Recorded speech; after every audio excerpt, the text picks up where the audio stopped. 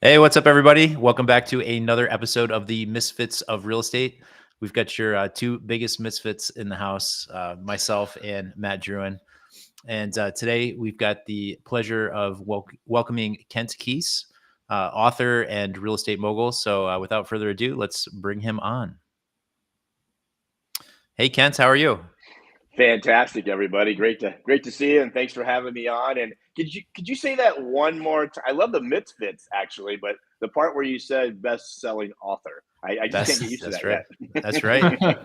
yet. Yep. So I met Kent over at the Raise Fest, and he had a copy of his book, which I got from him, and I got him to sign it. So I've got that sitting on my shelf. I've finished it, and I've passed it off to one of my colleagues who's reading it now. And Matt, if you want the copy when he's done, I'm happy to get it over to you. Really great stuff.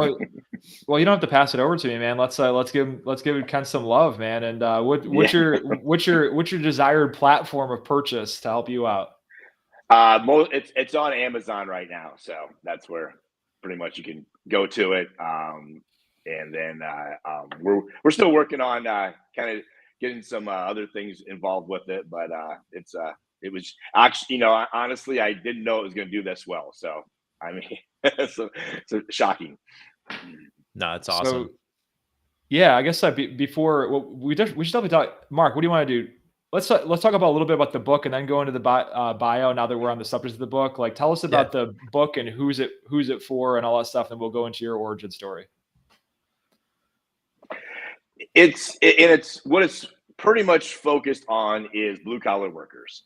And like you said, we'll get into that's kind of where my story comes from. It's what the book's about, the story, understanding that the biggest thing is the generational traditions and how they're good and sometimes they're bad. It's just kind of picking out which ones will really be helpful down the road.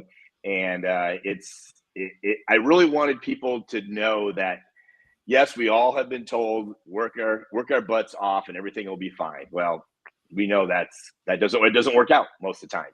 Right. And there's still other things that are involved with that. So the book is basically blue collars and to help them understand how to make money while they sleep and what investments there's more than investing than just the stock market out there.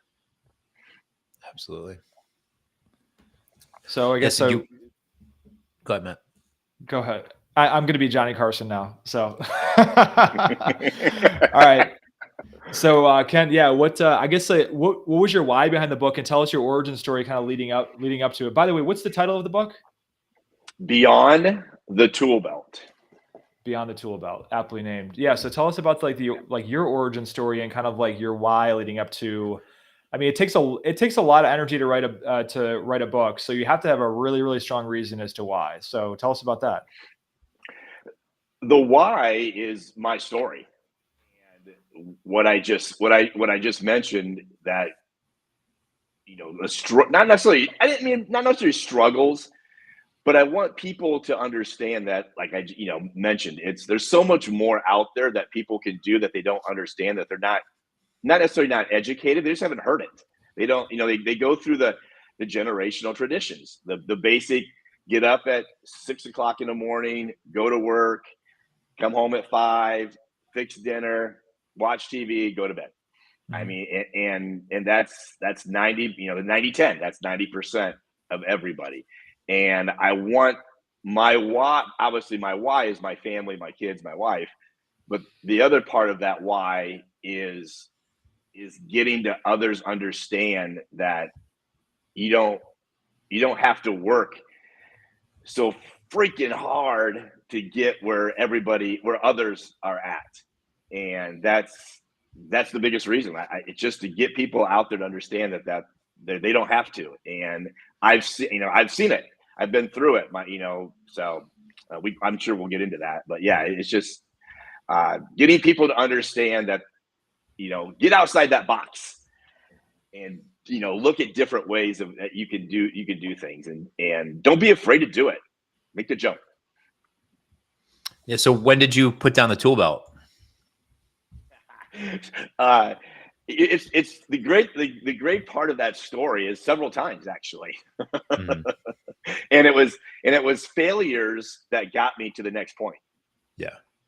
And the book talks about a brief part of when I was growing up, and I was born with a hammer in my hand. My dad was in construction, more or less. He had a construction concrete business.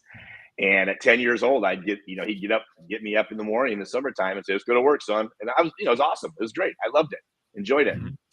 and did that for many years. And obviously, me being the oldest of the family, I was going to be taking care of the business, taking over it, and making it a family affair. And didn't happen that way.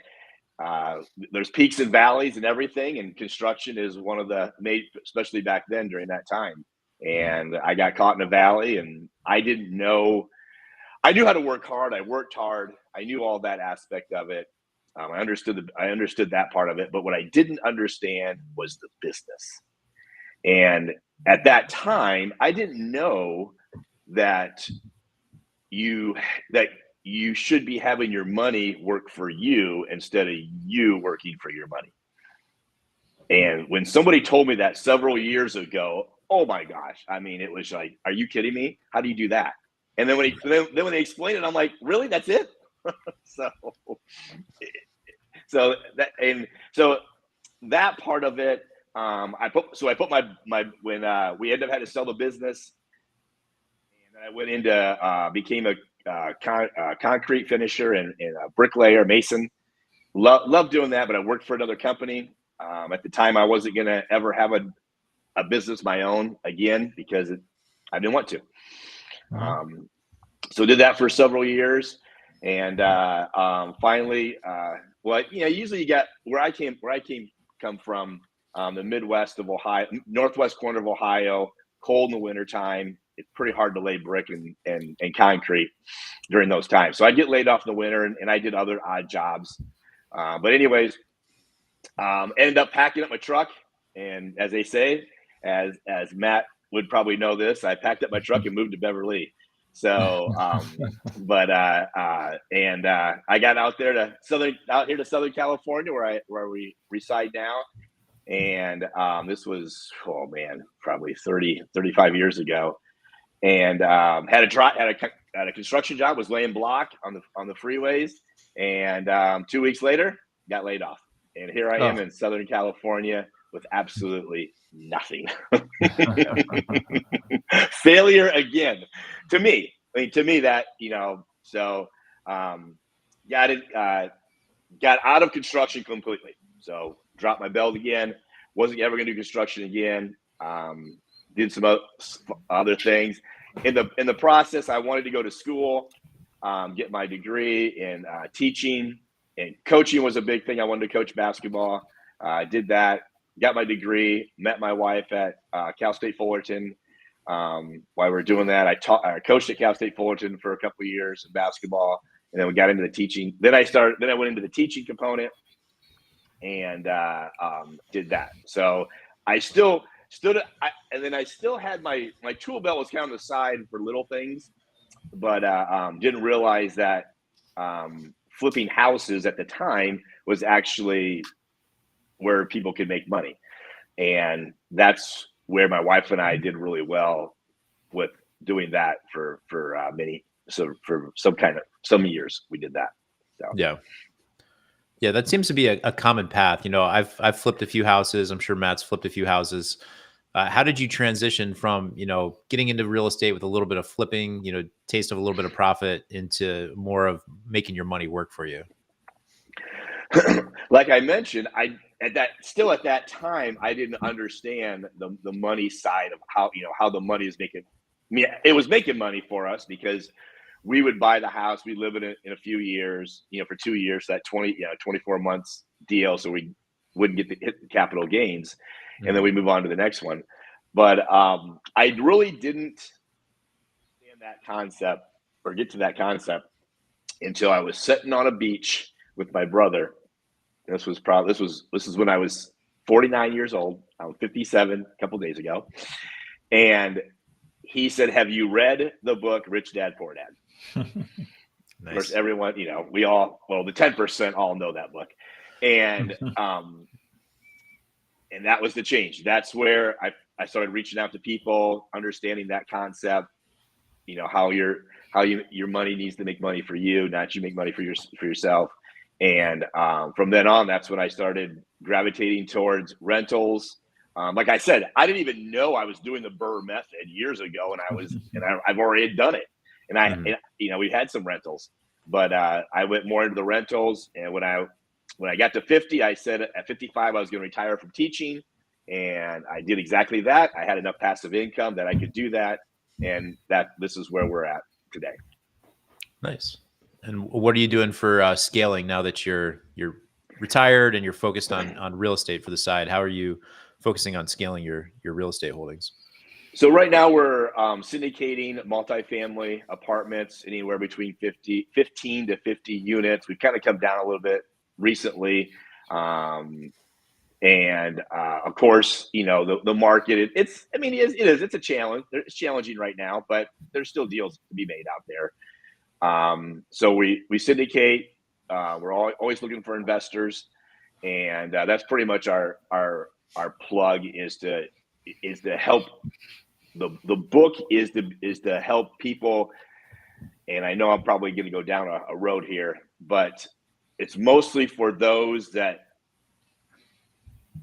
become accredited investors and understand that once you become an accredited investor, now you've opened up the floodgates of investing. And a lot of people don't know that. I didn't even know that there was such a huge difference in that side of it. And I can get into that, or I can leave that for the book. That's yeah. Here, I'll ask one more, and then I'll let Matt take over for a minute. So what was like a defining moment that you realized that instead of going out and attacking this, like from a kind of like, Matt and I have done the same thing over the years. It's like, okay, I'm going to buy a rental. I'm going to buy a duplex. I'm going to buy a sixplex, and trying to build your own personal portfolio, just the brute force method, saving up money, getting enough capital, maybe doing a BRRRR, but basically doing everything by yourself without involving other people's money. What was that transition like, where you had, how did you come to that realization that it was better to be a syndicator than it was just to be an investor, kind of following that same path that you had been following? It's not actually the syndication part of it, but the part that you're describing, I still know to this day, and it's in the book, where I was teaching, and I get this email about things that they're going to change. And and just a quick little background on my teaching. I taught construction, which I basically taught young high school kids how to be contractors and how to build homes. So we had electrical, plumbing, masonry, concrete, framing. We did all of that. And I got an email one day. Actually, it was during Christmas on our break, that they were going to change my program, and they wanted to change the schedule. And long story short, wasn't happy with that component of it. Everything was going good. It was working good. And they were, that was the time when, I think they still are, blue collar workers, or, the skills, instead of heading to, getting a skill position, they more or less wanted you to go to college. And I didn't like that idea. I wasn't behind that idea. So, I was sitting in my office one day, and all of a sudden, I couldn't breathe. I'm like, man, am I having a heart attack? And I'm like, I'm not having a heart attack in front of my students. There's just no way.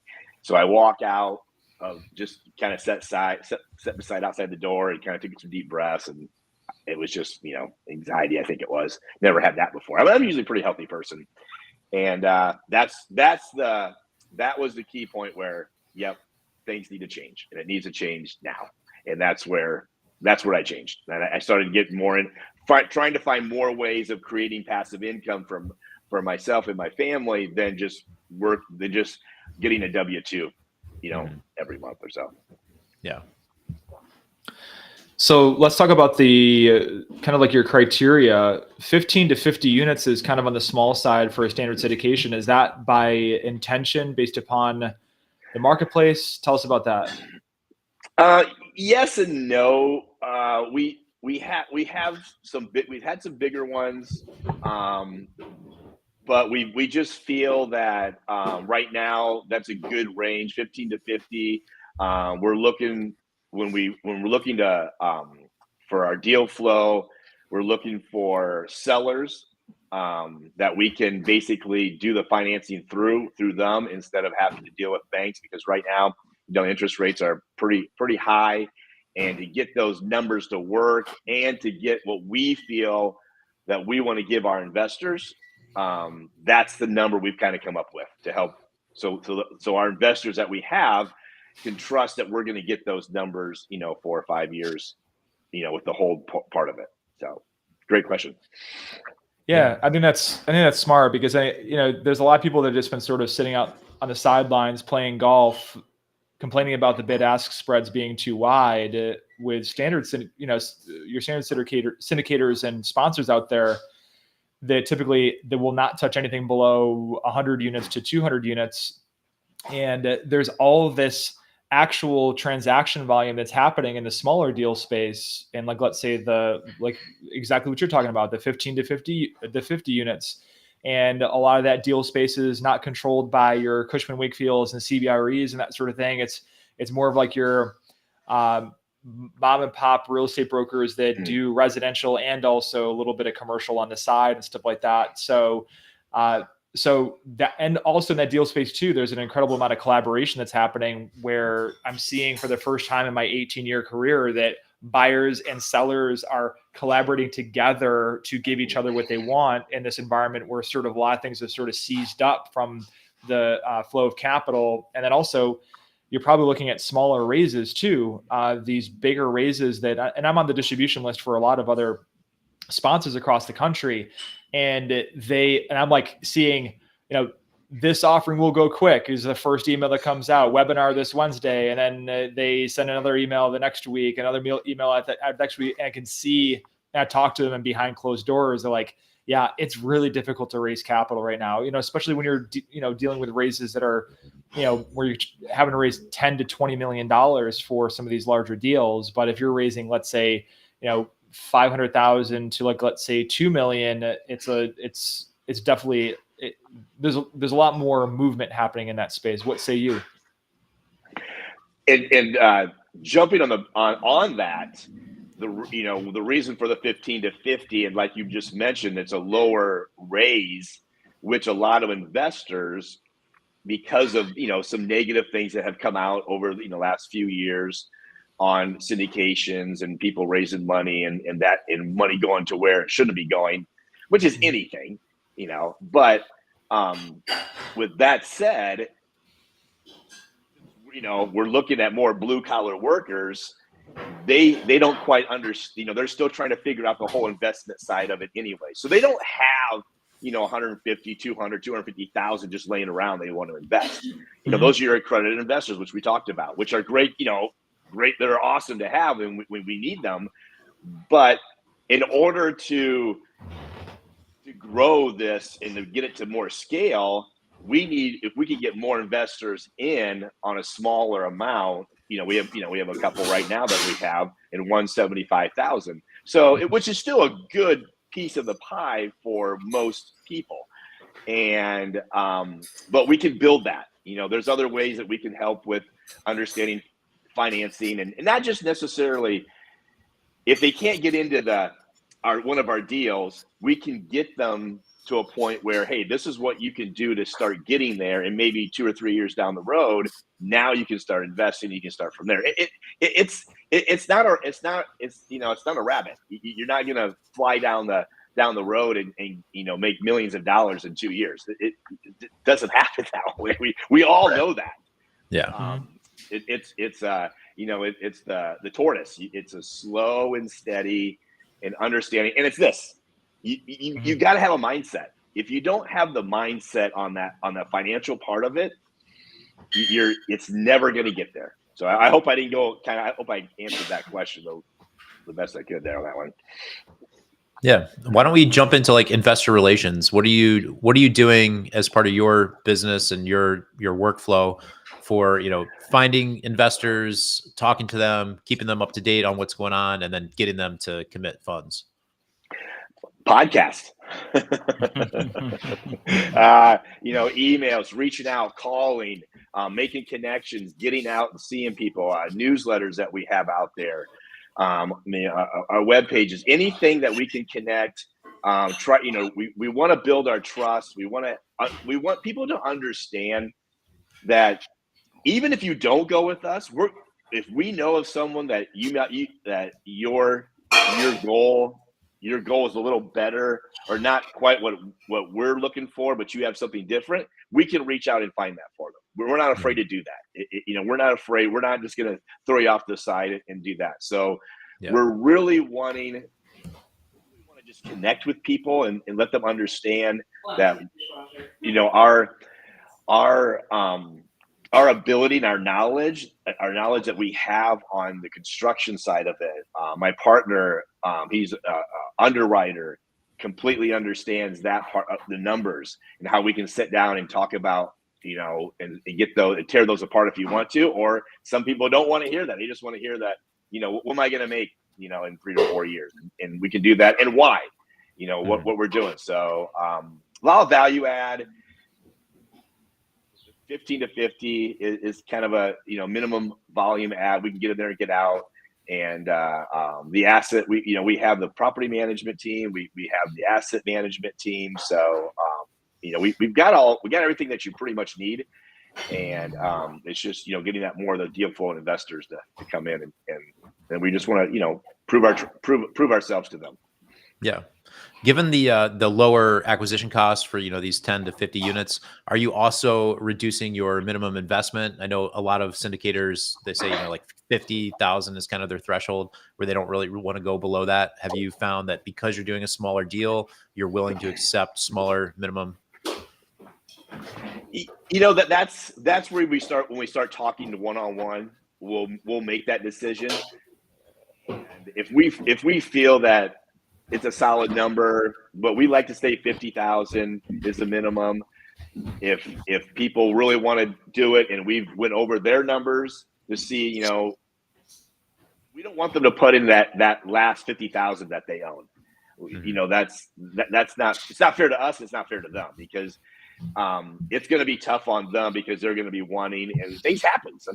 Things do happen, and who knows what's going to happen here. The next few months, especially. Yeah. But most of the time, we'll work with them, and if it's a point where it's not all their money and they want to put some in, we'll find a way to do it, or we'll bring in a couple other smaller investors. We can do that. We can create an LLC between 2 or 3 other people and do that. But I mean, it's a lot of work, but we want to get them started. That's what the book's about. The book is to help people understand, to get there outside the box. Geographically, are you doing business in California? Are you back in Ohio where you started, or are you kind of finding sweet spots in other parts of the country? Well, I'm going to be nice because I am in California, so I love Southern California, and I love the weather. But no, we're investing. We're in Phoenix, we're in Columbus. We're working on Columbus, Cincinnati, maybe even the Toledo area, but mostly the Ohio area, and the Phoenix is where we're more or less at. But we're in Kansas City too. We have a couple of deals that we're doing right now in Kansas City, which is, man, any place in the Midwest is crazy. I mean, it blows my mind that how many people are moving, which is great. I love the Midwest. It's a great place. But it's growing. I mean, it's growing because there's plenty places to grow, and there's no ocean that stops you from growing. So. Mm-hmm. What do you think the draw is in the Midwest? What do you think the primary draw for people going there? And being from the Midwest and being out here in Southern California, it's obviously it's different for everybody, but it's probably the lifestyle. That's probably a big component of it. I mean, it's crowded. It's crowded out here. I'm not a big fan of driving.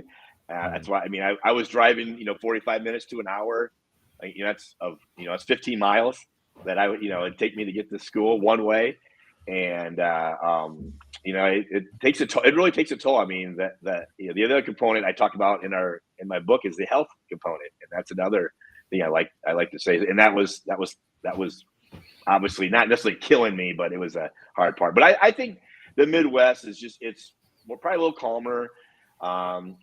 Pricing is much lower. Your dollar is going to go a little farther, not much, but there's some places out here. Like I said, I got to tell everybody out here, Southern California, you're paying the sunshine tax. So if you want to do that, you'll be happy. Matt and I are paying the cloudy skies tax. What are you talking about? We're not paying any taxes, man. Well, I mean, I don't know about you, but I'm not paying taxes. So so Phoenix, but not Florida. Okay. A lot of times you see sponsors that are like, oh, we're looking in Phoenix, we're looking in Florida. Why not Florida? Weather. Okay. Phoenix, there is absolutely zero weather. I mean, the sun's out. You might get a rainstorm here and there, but you're not getting a hurricane. You're not getting tornadoes.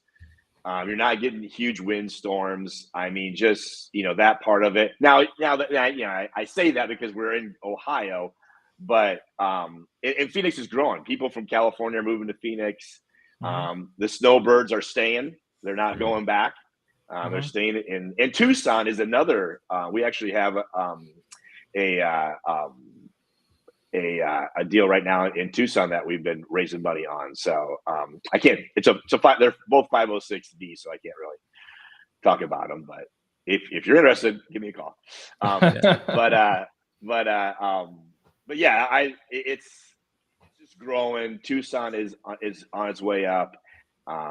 So it's, to me, and insurance obviously is not a. I think Florida's going to be a good place. I mean, it still is, but I think I think it's going to turn around. Your money is going to start turning around probably about another year. That's what they're saying, is where you're going to go back to getting those solid deals. And when people realize that, insurance tripled in Florida. I mean, it's crazy. That's a huge. I mean, people don't. Who would have known that? That's a huge hit.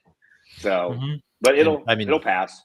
And prices are high even without triple insurance. Like I went down last year and did some exploring, and it's just nothing I saw penciled. And I look at that and I think it's the same thing out here. I see people investing out here in Southern California, and I mean it's a great investment because I mean in 3 years your money goes up in price drastically. I mean so fast. I mean that's why it was such a great job to flip during the years we were doing it. But right now, who knows what's going to happen? You don't want to be caught, in $1 million house and then you can't sell it. I mean, you'll eventually sell it. You can rent it out. You'll have money, but that's anything. So how about this? Why Ohio? I know there's a lot of syndicators that are really going crazy with Ohio. What happened to make Ohio such a popular place for syndications? Well, I'm a Buckeye, so I have to stay with my roots, man. Well, I mean, you know it well, so I'm sure you're crushing it over there. But I know there's a lot of other operators that aren't even from Ohio that are really focused on building syndications portfolios out there. People are moving there. A lot of your manufacturing are moving there. They're coming back. I think Detroit is going to be booming in about 2 to 3 years. People, you drive there, it's like, still empty places, but come on, if Kansas City's booming, I mean, Detroit at one time was a huge part of the economy in the U.S. And it's all cycle. It all turn, it's a circle, but Columbus is huge because it's got plenty of places to grow. The weather actually is not bad. You don't get a real harsh winter. Cincinnati, you're right on the river. Toledo, you're not far from Detroit. The home prices are solid, and they're making decent money. So if you can get through the winter, I love to hear people say from out here that they moved out there and like, have you been through a winter? No, it can't be that bad. I mean, I don't think so. It's just, like I said, I mean, right now I'm looking outside and it's 75 degrees and sunny. So, but Yeah, Columbus, Ohio's the best. Yeah, I asked about your take on Florida just because I don't know. There's been a lot of people that have been bullish on Florida, and this is kind of like my prediction is that there's so many people moving down to Florida. Well, a lot of people that I see moving down to Florida, yes, there are some young people, some of my friends and that sort of thing, but there's a lot of baby boomers that have moved down to Florida and are moving down to Florida, and my question is like, what happens when the baby boomers die or need somebody to take care of them? Because I just don't see that net migration of people that are having families move down to Florida. And that's why I'm just like, I'm not really buying into the whole like Florida story. And I wish we did have a crystal ball. Obviously it'd be awesome. But I remember growing up in Ohio, and not every spring break. When we had the business, Dad would actually take the concrete truck was unique because it was a different type of truck where we could take off the unit, put a dumpster on it, and he'd head down to Florida. This is 30 years ago, around Sarasota and Fort Lauderdale, and they were building. He would bring dirt back and forth and make money during the winter down there. So we go down there for the week to visit, and everybody went down there. Once again, the snowbirds went down there, but they went back up to Ohio. But you don't see that much anymore. And that you make a great point on the generations. And I read an article the other day about what people aren't, and I actually didn't look at this either, is that the baby boomers and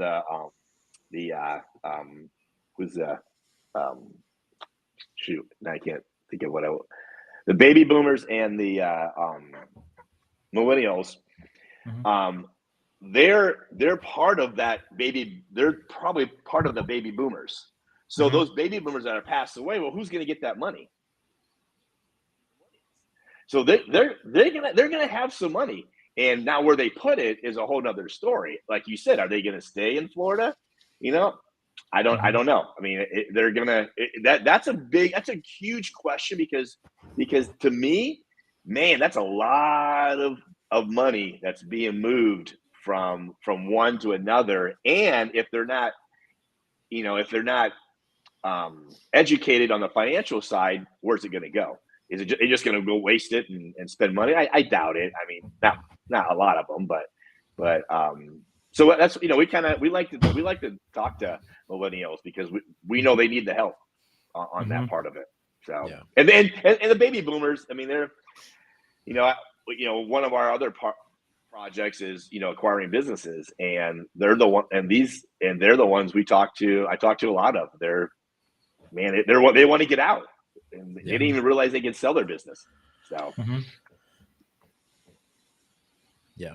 That's going to be a huge opportunity. My father's in that club. He's going to be looking for a buyer on his business, but he doesn't know where to start. And, he's basically hasn't really groomed somebody to take over his position. So anybody that would be interested in buying it would have to fill that gap and all that knowledge. And I think it's tough. They're kind of like mom and pop business owners.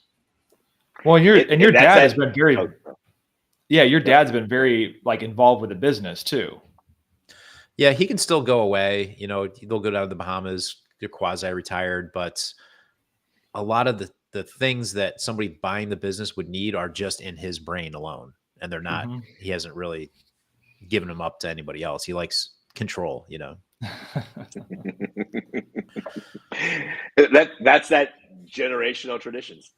Yeah, that's part of that, and unfortunately, it can actually hurt in the long run. Yeah, for sure. Yep. I remember I used to ask my dad, well, why do we? Because I used to actually work under my dad. My first, real job was as a real estate agent back in 2006, and I'd asked and I was helping my dad, and I would ask him hey dad, why do we do it this way? He's like, don't ask me questions, son. Like, just do as I say. I was like, yeah, but I want to understand, you know? Yeah. Oh, I mean, I love, I mean, obviously I love my father. He's the best, one of the best guys ever. And yeah, same thing. And I would always, my mind would think, how can we do this better? How can I, and that's one of the things that I'm really good at, is how to be more productive, and how to make things that can be better and faster, which goes back to acquiring businesses and, making them, like you were saying, your dad, he probably does have, up in his head, but there's definitely nowadays when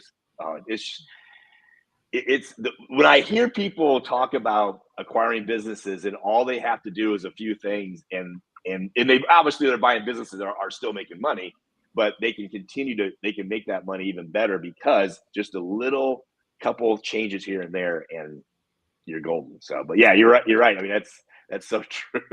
Yeah. Stubbornness. That's part of my book. And I think part of it for him is, it's relationships. It's all these relationships he's built over the last 50 years, and he likes maintaining those relationships. He's friends with those people. So they'll call and they'll say, hey, I need some loads delivered. I need this, I need that. He likes doing that part of the job. So for him, I think it's more like, that's what he enjoys. Why would he give it up? He doesn't realize that, like, if there's not a mechanism in order to bring the business in, get the business situated, and move the trucks down the road, there really is no business. You can't just keep that in your head and not train it, Yeah, or not systematize it. But you could actually, because he can still be part of it, and he could take off. And if there's a call they wanted to talk to him, then the call will go directly to him, and he can make those conversations. And then on the backside, everything else is getting done by other people, and then that frees him up a lot more time also, which is another component to the book, is I never realized that if you had other people do your work, you could be so much faster. Yeah. I mean, I love the book. In my book, right, I use the gardener as an example, and it's just, I mean, it's phenomenal. So yeah, but I think, like, his generation, there's no CRM, there's no email marketing, there's no newsletter, there's none of that. There's definitely, like, you got to pull teeth to get him to come on the podcast, and then even then he's just doing it to kind of like appease his son, But don't get me wrong. There's still many things you can learn from. Oh yeah, from people, for sure. from people that have been there. So absolutely, yeah. So Kent, on the subject of we're talking about systems here and emails and that sort of thing. I mean, your avatar, let's say, of an investor or investment partner is a blue collar person, right? So one of the things that's a big challenge is, like, how do you take, what's your strategy or order of operations for how to take somebody out there that's out there in the ether, that is like the ideal, like, dream and like an investment partner for you, that's completely cold, and kind of like bringing them closer into your sphere and like warming them up, because it can be a difficult, I just know, like, a lot of blue collar people I know, they don't have, they don't really use social media as much as other people do, all that stuff. So how do you start to, capture their attention, like, in sort of the attention economy? I know the book can definitely help with that, but, like, what kind of walk us through that? Well, it's funny you mentioned that. I just finished up at our SOP on social marketing for that purpose, because like I said, the book just blew me away, for, first of all, that it was even going to do this. And you're right. How do that's one of the issues. How do you address a blue collar worker, when they're probably not even on social media? Mm-hmm. Well, guess who else is on social media? The other spouse, the kids. Mm-hmm. And they're probably the ones controlling the money anyways. So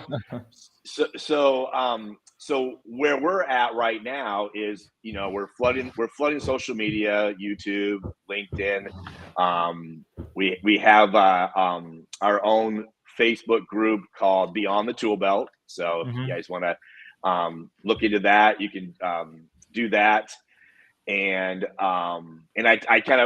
I've been working on putting things in there, kind of talking about the book, but most of it is reaching out. We've done some Facebook ads that we give out the book for free on a PDF. And then that obviously goes into our CRM, and then we go back, and we have a funnel that takes care of most of that. And then eventually I'll write, I have a personal email that will go out to them about, a couple weeks, a week and a half, 2 weeks later, to see if, hey, you want to have a conversation, you want to talk, what did you learn? Just anything that kind of, did you read the book? What do you want to talk about? And it's hard. It's hard to make that, to get them to do that, because there's and I was exactly the same way, which is one of the whys. Is like, man, let it go. Just ask people how they're doing it. Don't be jealous. I was so jealous of rich people. I mean, I hated them because they're rich, and I was always told that they only made their money by they inherited it, or they won the lottery, and I don't remember what the third one was. I blocked it out of my mind nowadays. But then I finally realized, wait a minute. The reason why I call them wealthy now. The reason why they're wealthy, and I need to go talk to them, and they need to tell me how they did it. And that's if you could just get outside that box and don't be afraid to talk about money. I mean, people are poor, people are wealthy. Who cares? You can. It's your choice. Yeah. It's that mindset, and I'm sorry, I digressed on that one, but yeah, the CRM, the funnels is what we mostly, work on. But getting that connection is, and I knew it was going to be tough. I mean, really, Kent, you're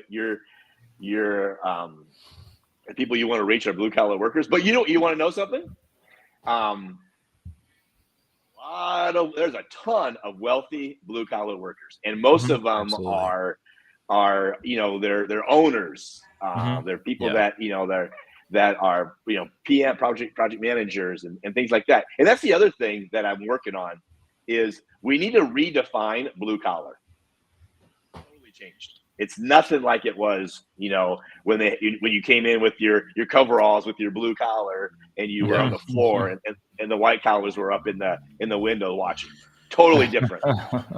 Yeah. I mean, I think if you, I'm going to tell my kid, get in as a blue collar, you'll probably make tons and tons of money, because there's a shortage of, skilled business people that understand how blue collar operates. So you get in, you learn the trade, but then, you maybe become a white collar through being a blue collar, because there's a need. You can't find vendors for just about any kind of real estate trade that you need to do without, paying through the nose. And that's another, that's, yes, a great way to look at that. And that's what when I was teaching, we would bring the 8th graders through which we out here, they call CTE, which is career technical education. Other states have different things, but they'll bring the 8th graders through and walk them through all of our programs that we had. And the one thing I would leave them with, I would tell them, I would say, okay, here's your homework. And of course, and I'm like, it's real simple. I said, I just want to let you know that plumbers make more than doctors. They were just floored when they heard that, because, in the first 10 years they do, because doctors, they're getting their education. And I mean, we still need doctors, don't get me wrong, but that's the one thing, it's hard to get through to people's mindset, and it's working. It's slowly coming around. I'm seeing more of it, but industry needs to be more effective too. They need to reach out more and let people know and understand that that needs to be done. Mike Rowe does a fantastic job. I love your guys' podcast, but I'd love to get on his too. So Kent, any plans of turning it into an audiobook? Yep, I've looked into it. I've worked on it. Everyone tells me that do this, do that. So it's just sitting down, and I guess there's an AI that does it now. I mean, so I don't know. I haven't. Oh God, you can't do that. You can't do that. I want to read it myself, but Yeah. they say it just takes so much time and it's long. But I mean, I'll see. But yeah, yes, for blue collar workers, they would definitely would rather listen than read Yeah. for sure. And But like I for made it me, easy to read. It's not difficult to read. yeah, a lot of people like to put it on as they're going to bed. Like that's one of my things. Like I'll Yeah. listen to a couple chapters. I'll set the auto timer just to turn off after like, half hour to an hour. And I think you're going to connect with your avatar better if you're the one reading it. So whenever I'm listening to a book, if it's narrated by the author, it's just so much more enjoyable than having somebody else narrate it. Yeah. Yeah, because the reason why I'm thinking of here is because we've managed a lot of rehab projects, worked with, and not all blue collar people are construction people. There's tons of different blue collar people that are in different trades and skills and all that stuff. But having been involved with a lot of rehabs and large construction projects, there's one thing that is always a common item that is at any construction job site, and it's a radio. And so, or guys that are going out there, basically skimming drywall and that sort of thing with their headphones in, right? So, I'm just thinking that that would be like a great way. And then the thing is that they're probably never going to buy it themselves, but if they said if they had a family member, let's say hey, check this out. Like this is a book that was that was written specifically for you, for instance, from a guy that is, was sitting exactly where you are. And I think that with the audiobook, you already did the heavy lifting already in terms of writing an actual book. It's like, if you just all right, I got to book a time in a studio and break it out in terms of okay, if I can stand to do this for an hour at a time or something like that, and then just break it out over a week with pre-scheduled things in there. And then you have your chapters, and then boom, you just upload it to Buzzsprout. You can do it on a basically podcast, or actually an actual audio book that you could have with a basically CT call to action or something like that to get those people into your ecosystem and that sort of thing. So, because this is just I'm as you're walking through this, I'm just racking my brain is how could I be more effective at connecting to that really difficult to connect to audience, because it's very easy to connect to millennials and Gen Zs. Absolutely, very very easy. Yeah. Yep. And that's yes. That's what I've kind of been. And it's not like I don't have time. I mean, I'm retired, so. I like that Audible has the credits. So, as I log into my Audible account, I'll usually have my credits used up, but maybe I haven't been listening to something in a couple months. I'll log in. I'll be like, oh, I got 3 credits on my Audible. That's when I'll go and I'll kind of explore and grab a couple things that I might not normally grab. So I don't know. I'm a big fan of the Audible. And I actually was, when I was driving, for the hour and a half, 2 hours a day. But now I listen to a little bit, but I like a lot of reading. So I love to read. So which I hated when I was in high school, when I was in school. It's crazy. Yeah. It's just mind-boggling, actually. Yep. So what's next for you, Kent? Well, actually, we're say too much, but we're thinking about starting we're looking into another business on getting a couple of JV people together, partnering, and in a certain area of the country, and doing some work. So that's what we're working on right now. But we're still working on deal flow. We've got two deals that we're raising for. Tucson and Kansas City, and so that's what we're kind of working on that, and so reach out if you're interested, and spending time with my family, my kids and my wife, because my wife's a teacher, also she's also a life coach too, which helps me a lot. Nice. And yeah, and my boy's a senior. He's going to be a senior this year, and he's a big time football player, so we're going to spend some time this summer. He just got his became an Eagle Scout, so that was pretty cool on that end. And so we're just going to spend some time with family, spend time together this summer and enjoy, and which is that's part of the why, man. That's right. You got to do it. You got to do it, man. What are you finding for deal flow as your best source? Are you brokers, just going on LoopNet and CoStar and looking, or how are you finding stuff? Crazy about, you mentioned LoopNet, and I mean, 2-3 years ago it was dead. I mean, that was dead. Yeah. But man, I've been talking to some people. We found a couple deals. We didn't close on them, but yeah, they're popping up more. But we're focused on the seller. We wanna kind of hit the seller, the mom and pops, and see if they're interested. We're not, we don't throw an offer at them first thing. We we want to get to know them and see what they need, what would help them. We want to help them. We want to get you on that beach, and you can sit there on the beach and make money, and we take care, basically we're taking care of your part. So, because and what we're finding out, a lot of those mom and pops are graduating to the, off the earth, and they're going on, and their kids don't want nothing to do with it. Yeah. Yep. And so we're trying to, we're trying to help them. We like to, get in contact with them and let them know what we can do to help them. So a lot of things going on. Just, trying to. Are you doing cold calls? Are you doing direct mail? Like what do you think the best, if somebody had a couple bucks to throw at marketing to find their avatar, what would you say? What's the first place you'd spend your money on? CRM. Okay, let's say you got the CRM and you need people coming into the CRM. What's your best source for getting people into your CRM? You can do the mailers. It's tough. We're working on a system where finding either people who have done bridge loans the last few years, okay, or mom and pops between our buy box, and if they own the property outright, because we can, there's things we can do to get that information. Then we're mailing out to those, either finding an email, and getting that information. We want to go direct. We've done the mailers. I mean, it's still decent to do, but it's just not. It just seems like mom and pops, they like the personal touch, which I love too. I mean, I want to be. I mean, I want to talk to them. So right. That's what I mean. That's the thing. Yeah, the white glove experience. Yeah.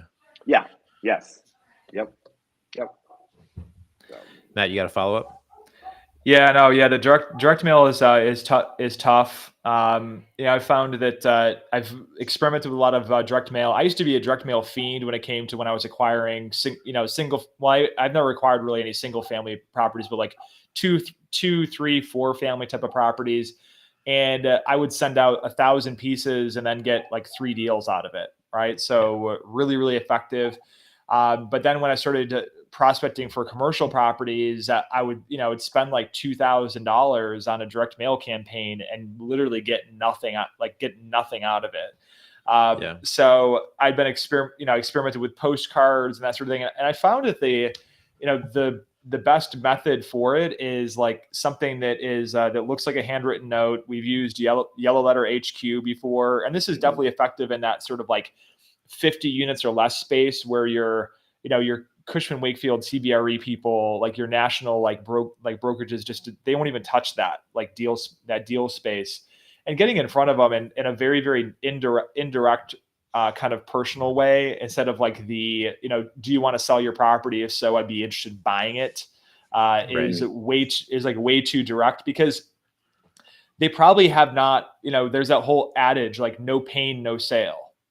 Right. Mm-hmm. So it's like if they're not in pain on it, then why would they be motivated to sell it? But it's being that, like, getting that entered into the relationship and on their radar, and then nurturing that relationship over time. So it has been really effective, but it's a long life cycle from, when first contact is made till you're like getting the keys on a property. But even in the educational process of those people that own the properties outright, or even, I put together a deal where a seller is taking back a second mortgage for $100,000 to, at 0% interest, 0 payments for 5 years, so that we can give them the price that they want.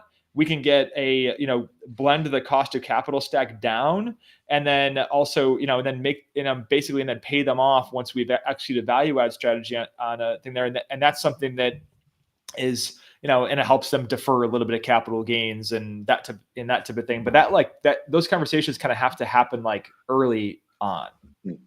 Matt, what is your messaging like for that? Like what, you have a different message, obviously, because you're not going for the sale right off the rip. What does your message sound like?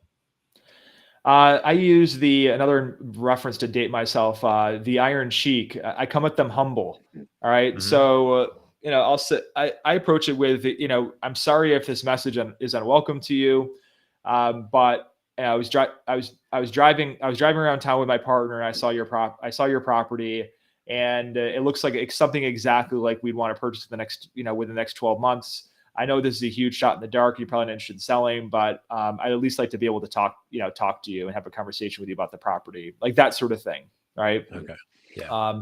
So like super indirect, whereas like a lot of these like wholesalers and people in residential space are a lot more like direct. They're used to like targeting little old ladies that can't keep up with their house anymore. And they're like, I'll buy your property, all cash, no realtors commissions, like all that sort of thing. And these people, I mean, they have an origin story with their property. And also I think they're almost like kind of a lot of the ones that I've talked to are like emotionally attached to the property too, because it's become a part of their life. Yeah. A lot of these owner operators, mom and pops, like they don't have a property manager. They are the property manager. They show the apartments, and it's kind of like a part of their identity, and you buying it is sort of like is like stripping that identity away from them. Absolutely. That's a great point, and that's why it's like Mark was mentioning, that white glove component where you can get to them face to face and let them know, hey, you can still be part of this. You can still be part of it, but here we're going to take all this away from you. You don't have to worry about it, but you can have this. So, and I don't think a lot of. And I honestly don't think a lot of owners understand. They don't know that. They just, because all they've seen is the mailers. Hey, we'll pay. Here's what we're going to give you. Well, that ain't, no way. Throw that out of here. So so they have that mindset. Once again, so it's the, oh my God, it's just so education is what the whole part of it. So yep. Well, we're coming up on the top of the hour. I don't know if you got any final thoughts for the audience, or Matt, if you got any final questions. Oh, I'm sorry. Go ahead. I didn't mean that.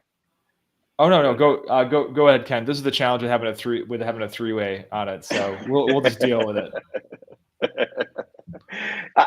I just, like I said, the biggest reason the book came out was to help people understand there's more to investing than just the stock market in your 401k. And don't be afraid to reach out. It doesn't have to be me. There's other people that are doing this too. Reach out and just have a conversation to see what else is out there. And be aware of, do your due diligence. That's the big thing that I suggest is you got to understand. And if you don't know what your due diligence is, well, that's where this comes in. Right. Yeah. So beyond the tool belt. Beyond the tool belt. Yes. So, but awesome. Thanks for both of you guys for having me on. I loved it. It was awesome. Yeah. We love finding fellow misfits of real estate, bringing them on, and we'd definitely love to have you back on in the future. Maybe after your sequel book comes out. I'm not sure what that one's going to be called, but I'm sure it'll be good. And thanks to everybody in the audience that's listening to us. Of course, if you got questions, feel free to ask them. We'll post all Kent's contact information so you can get a hold of him. And we'll see you again next week, Thursday at 2. All right. Awesome. See you in the green room, Kent. Yeah, in the green room. Love it.